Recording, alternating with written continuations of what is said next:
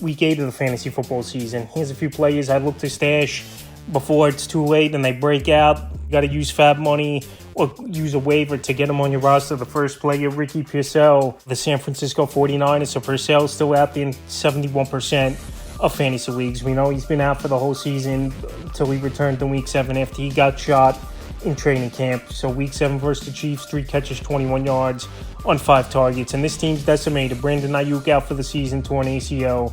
Deebo Samuel with pneumonia. I doubt he's going to play in this week's ball game because they're going on bye in week 9. And Juwan Jennings, he's banged up as well with injuries, so he might not play in this ball game as well, going off the practice reports. So Ricky Purcell possibly could be the number 1 wide receiver going into Sunday's game versus the Dallas Cowboys. And he was a first-round pick for a reason and already getting an opportunity after coming off his own injury, like I mentioned. So right now, well, he's out there in 31% of fantasy leagues, and let's say he goes out there and has a big game versus the Dallas Cowboys, he's going to be a hot pickup, and this would be the time for fantasy owners to go out there and get him. The next player is Cedric Tillman of the Cleveland Browns. Last week, a big game for Tillman. Obviously, Amari Cooper traded away last week to the Buffalo Bills, and Tillman stepped in, and he had a nice ball game out there in 90% of fantasy leagues. So in his debut, week 7 versus Cincinnati, 8 catches, 81 yards, a 2-point conversion on 12 targets. Now Jameis Winston is going to be the starting quarterback for this Cleveland Brown team. Obviously, Watson out for the season, torn Achilles.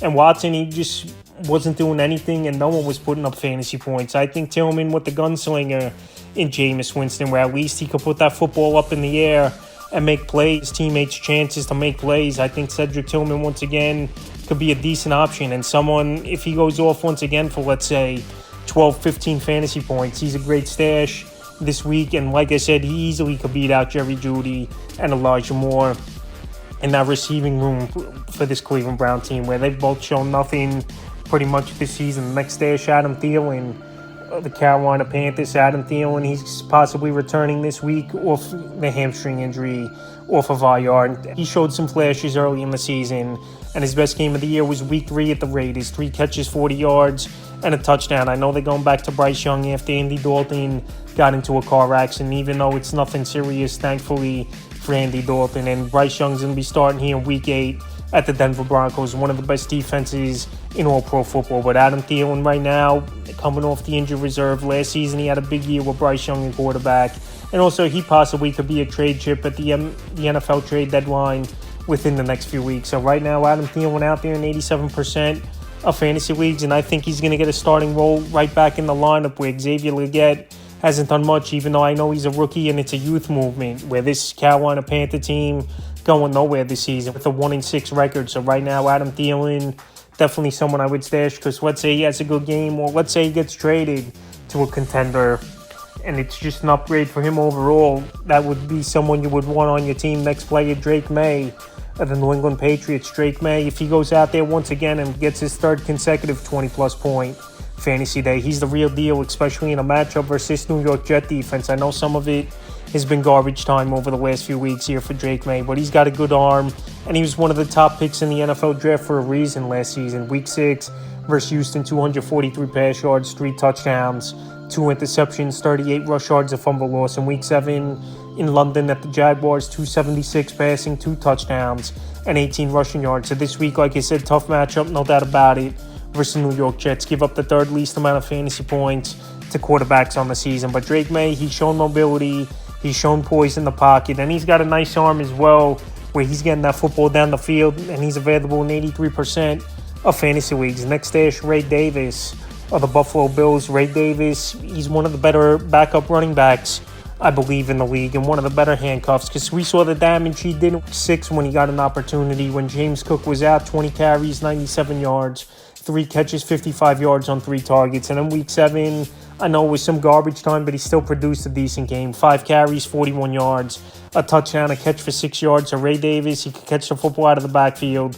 Physical back in between the tackles, even though he's not a huge running back in stature, but he still could get the job done. And we saw in that Monday night game a few weeks ago what Ray Davis is capable of. So let's say James Cook goes down, and to be honest, James Cook hasn't looked 100%, where his touches could be limited a little bit as well. Ray Davis could step in and be a fantasy factor for owners. And the final player, Kendre Miller of the New Orleans Saints. So Alvin Kamara's come out. He's been playing with a broken hand, and that's obviously going to slow him down. And if you keep banging that hand or land on it wrong, he possibly could be out for the season. So Miller came off injured reserve last week, and he had some touches in that ball game, even though it was garbage time and it was out of hand. 6 carries, 36 yards, 2 catches, 1 yard. So he's been a prospect for a couple seasons now with this New Orleans Saints team, but it's always been something keeping him off the field or just in the doghouse with the coaching staff.